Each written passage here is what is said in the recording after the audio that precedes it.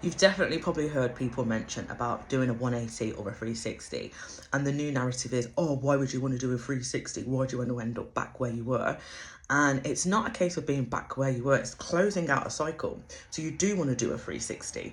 You don't want to do half of the lesson, do you? You need to learn all of the lesson. And I had that revolution yesterday when I was met with old patterns of, oh, you should go to this. Oh, do you want to go to that? Oh, we all should go. Da da da da.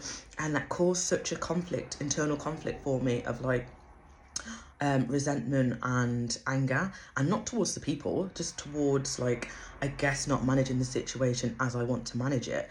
And especially how I'm being in this more self-led, intentional kind of energy. This is the new kind of way of being, I guess, that I'm trying to birth.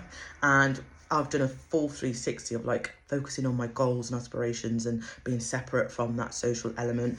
I've not really been drinking, smoking.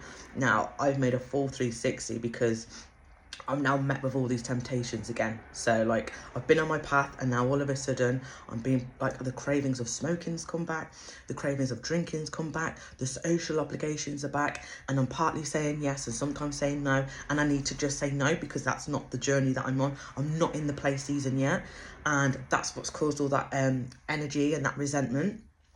So when people say, oh, 180 over 360, you want to be doing a 360, because what I've done is I've completed out a cycle. Spirit's trying to close it out for me, and I'm being sort of thrown some old lessons to make sure that I've learned all the skills and the behaviours and the belief systems that I've spent time building, I guess.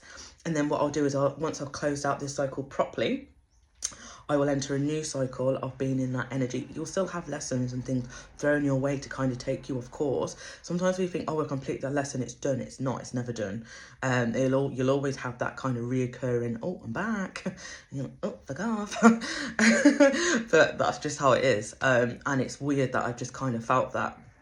And I didn't know that these were all these emotions. I used to feel guilty about saying no and not showing up for people, but at the same time, if it's not the path that you're on or things that you want to do, like who gets to decide what you should and shouldn't be doing? I get to decide what I should and shouldn't be doing.